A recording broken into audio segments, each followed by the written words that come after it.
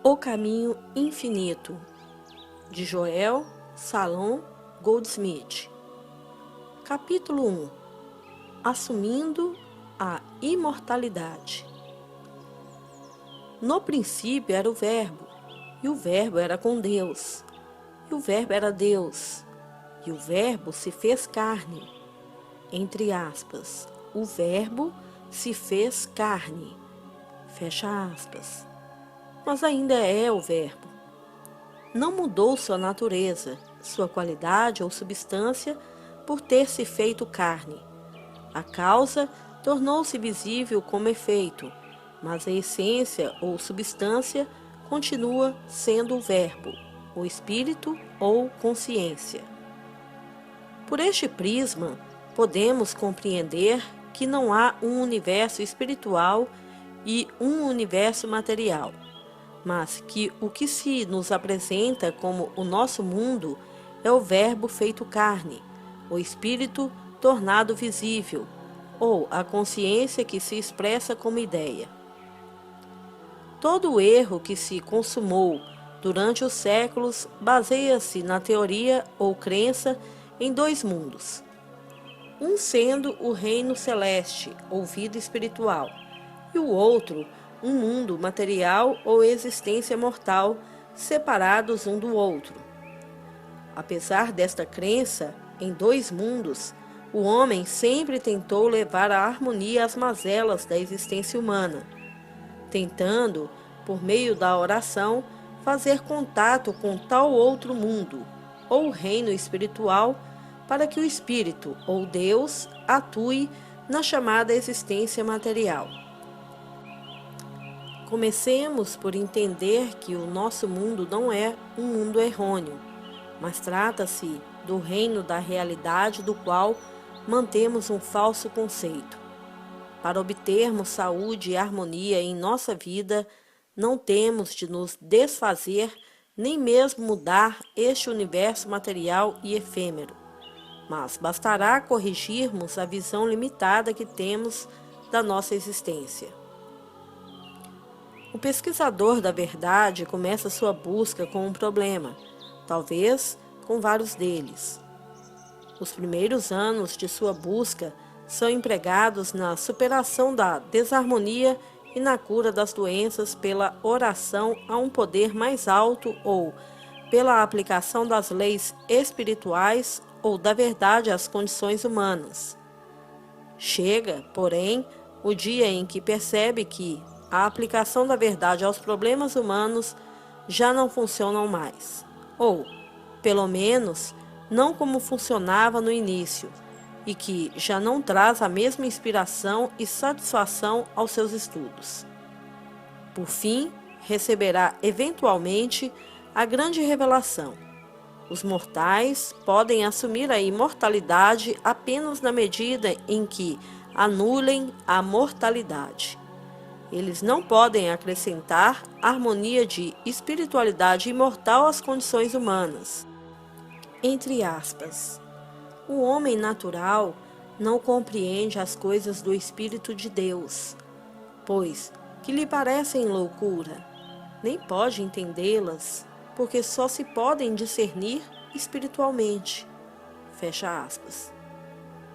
Estaremos nós buscando as coisas do Espírito de Deus com algum propósito humano? Ou de fato estamos nos esforçando para nos livrar do que é mortal, para podermos contemplar a harmonia do reino espiritual?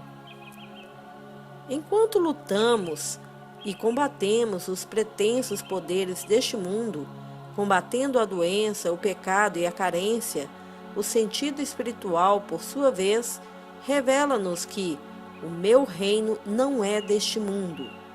Somente quando soubermos transcender o desejo de melhorar nossa vida humana é que compreenderemos o sentido desta mensagem vital. Quando deixamos os limites do aperfeiçoamento humano, temos o primeiro vislumbre do significado das palavras "Eu venci o mundo". Não teremos vencido o mundo enquanto mais buscarmos seus prazeres e menos desejarmos suas dores.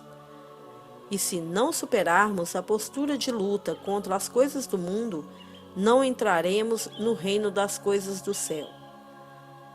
Entre aspas. Porque todo o que é nascido de Deus vence o mundo. Fecha aspas.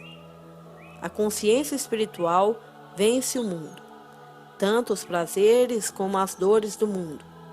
Não podemos conseguir a evangelização da humanidade pelo poder mental ou pela força física, mas apenas pela visão espiritual da vida, que pode ser cultivada por todos que devotam seus pensamentos às coisas do Espírito.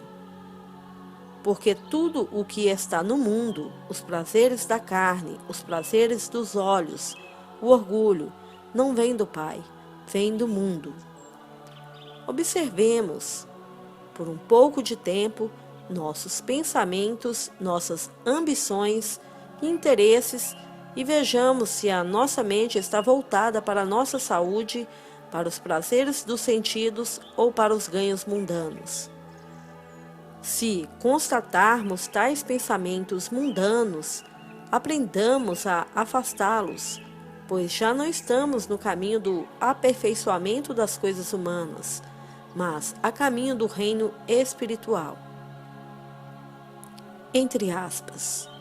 Não tenhas amor ao mundo, nem ao que é do mundo, pois no homem que ama o mundo não está o amor do Pai. Fecha aspas. Significaria isto que devemos nos tornar ascetas? Deveríamos desejar uma vida diferente do que é normal, alegre e de sucesso? Não nos enganemos. Somente aqueles que aprenderam a manter sua atenção nas coisas do Espírito saborearam a completa alegria do lar, do companheirismo e dos empreendimentos de sucesso. Somente aqueles que, em certo grau, se centraram em Deus encontraram segurança, proteção e paz em um mundo combalido pela guerra. O pensamento espiritual não nos afasta do nosso meio normal, não nos priva do amor e do companheirismo tão necessários para uma vida plena. Ele apenas coloca tudo isto em um nível mais alto, onde não mais dependemos da sorte, das mudanças ou do azar, onde se manifesta o valor do que chamamos de cenário da vida. Entre aspas. Não vos esforceis pelo alimento que perece, mas pelo alimento que dura pela vida eterna, pois que o reino de Deus não consiste em comer e beber, mas na justiça, na paz e no contentamento no Espírito. Fecha aspas. Quando nos defrontarmos com um problema humano, em vez de nos esforçarmos para melhorar as humanas condições, afastemos essa imagem e concentremo-nos na presença do Espírito Divino em nós.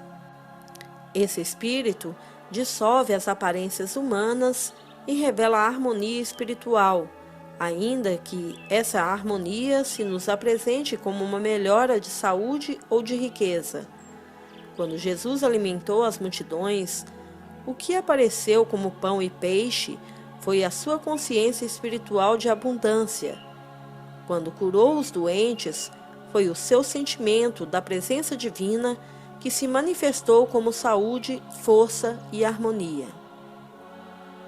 Tudo isso pode ser resumido nas palavras de Paulo, entre aspas. Voltai vosso olhar para as coisas do alto, não para as coisas da terra. Fecha aspas. Vivemos em um universo espiritual, mas a finitude de nossos sentidos desenhou para nós uma imagem de limitações. Enquanto tivermos nossos pensamentos voltados para o cenário à nossa frente, este mundo, estaremos nos esforçando para melhorá-lo ou mudá-lo. Mas, assim que elevarmos nosso olhar e não mais nos preocuparmos com o que comer, beber ou vestir, começaremos a perceber a realidade espiritual. E, embora nos pareça apenas uma crença mais perfeita, é de fato a manifestação mais intensa da realidade. Esta manifestação traz consigo uma alegria inimaginável, aqui e agora, uma satisfação com a qual nem sonhamos, e o amor de todos com quem fazemos contato, mesmo daqueles que desconhecem a fonte da nova vida que descobrimos. Entre aspas. Deixo-vos a paz, a minha paz vos dou, não como o mundo a dá. Fecha aspas. Não recebemos o espírito do mundo, mas o espírito que vem de Deus. Coisas que também falamos, não com as palavras ditadas pela sabedoria dos homens, mas como as ensina o Espírito Santo. O homem natural não compreende as coisas do Espírito, que lhe parecem loucura, nem pode compreendê-las porque elas se discernem espiritualmente. Quantas vezes nos enganamos neste ponto? Com quanta frequência tentamos compreender a verdade espiritual com nosso intelecto humano. E isso leva à indigestão mental, pois que tentamos digerir alimento espiritual com nossa mente erudita. Isso não funciona. A verdade não é um processo de raciocínio e, por isso, só pode ser entendida espiritualmente. A verdade não está normalmente na esfera do nosso entendimento e, quando parece estar, deve ser investigada mais profundamente para verificar sua autenticidade. Temos de desconfiar de uma verdade que nos pareça fácil de compreender. Jesus caminhou sobre as águas, alimentou multidões, com poucos pães e peixes, curou os doentes e ressuscitou os mortos. Parece aceitável para o seu intelecto? Se o princípio subjacente a essas experiências pudessem ser entendido com a inteligência, todas as igrejas o ensinariam como um meio viável e recomendariam seu uso. Este princípio, porém, só é apanhado pelo sentido espiritual, e esta consciência espiritual elevada pode fazer as coisas que o Cristo fez. Aquilo que foi possível a Cristo consciência no tempo de Jesus, é possível a mesma consciência agora. Cultivando este sentido espiritual, nosso sucesso será tanto maior na proporção que abandonarmos o esforço mental e nos tornarmos receptivos às coisas que o Espírito de Deus nos ensina. Em vez de tentarmos fazer que o Espírito atue sobre nossos corpos e nossas coisas materiais, aprendamos a desviar nosso olhar destes quadros terrenos, dirigindo-o para as coisas do alto. Quando descermos novamente à terra, perceberemos que as desarmonias e as limitações dos sentidos desapareceram e apareceu mais claramente a realidade. O reino de Deus não consiste em mais e melhor matéria, nem encerra um mais rico vocabulário sobre a verdade. Todavia, os frutos da compreensão espiritual são uma maior harmonia, paz, prosperidade, contentamento e amizades e relacionamentos mais próximos do ideal. Assim, compreendemos que, entre aspas, agradecemos por isso continuamente a Deus, pois vós que recebestes a palavra de Deus ouvida de nós, não a recebestes como palavra humana, mas como ela é de fato, a palavra de Deus que atua sobre vós para que nela creiais. Fecha aspas. Para recebermos a palavra de Deus ou sentido espiritual, precisamos mais sentir que raciocinar. E é a isso que a Bíblia se refere com a expressão receber a palavra no coração. Notemos que o desenvolvimento da consciência espiritual redunda em maior capacidade de intuir a harmonia do ser. Compreendemos que nem a visão, nem o ouvido, o tato, o olfato ou o paladar podem nos revelar a verdade espiritual ou sua harmonia. Por isso, tal revelação só pode nos acontecer através de outra faculdade, a intuição, que atua pelo sentimento. Até o momento, ao orar ou meditar, vinha-nos de imediato uma enxurrada de palavras e pensamentos. Talvez estivéssemos começando a reafirmar a verdade e a rejeitar o erro. É, porém, evidente que isso ocorria completamente no domínio da mente humana. Ao cultivarmos o sentido espiritual, tornamo-nos receptivos aos pensamentos que emanam das profundezas do nosso ser. Mais do que falar a palavra, tornamo-nos seus ouvintes. Nesse estado, a sintonia com o espírito é tal que sentimos a harmonia do ser, sentimos a presença real de Deus. Transcendidos os 5 sentidos materiais, nossa faculdade intuitiva fica desperta, receptiva e sensível às coisas do espírito, e após este renascimento espiritual, começamos uma nova existência. Estávamos até aqui ocupados com a palavra da verdade, e daqui em diante nos ocuparemos apenas com o espírito da verdade. Já não nos interessa saber o que seja a verdade, mas sim em sentir a verdade. E isso conseguimos na medida em que dedicarmos menos empenho na letra do que à receptividade e ao sentir. A palavra sentir, aliás, se refere também à revelação, à consciência e ao sentido da verdade. Agora já não estamos falando da verdade, e sim recebendo a verdade, e aquilo que recebemos no silêncio podemos falar abertamente e com autoridade. A cura espiritual é o resultado natural de uma consciência divinamente iluminada, mas essa iluminação só nos é dada na medida em que estejamos receptivos e sensíveis a ela. É um mal entendido associarmos a ideia de imortalidade à pessoa humana ou ao sentido individualista de eu. A morte não produz a imortalidade, nem põe fim ao sentido do eu, e tampouco a continuação do humano viver leva à obtenção da imortalidade. Obtemos a imortalidade na medida em que superamos o sentido pessoal do eu, nesta vida ou depois dela. E, ao nos despojarmos do nosso ego e alcançarmos a consciência do nosso eu verdadeiro, nossa realidade ou consciência divina, chegamos à imortalidade. E isso pode acontecer aqui e agora.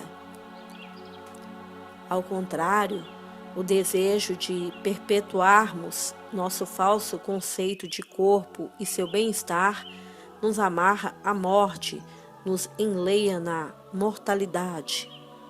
O primeiro passo para obtermos a imortalidade é viver a partir do centro do nosso ser, como uma ideia de desdobramento do nosso íntimo, mais que a ideia de acréscimo vindo de fora.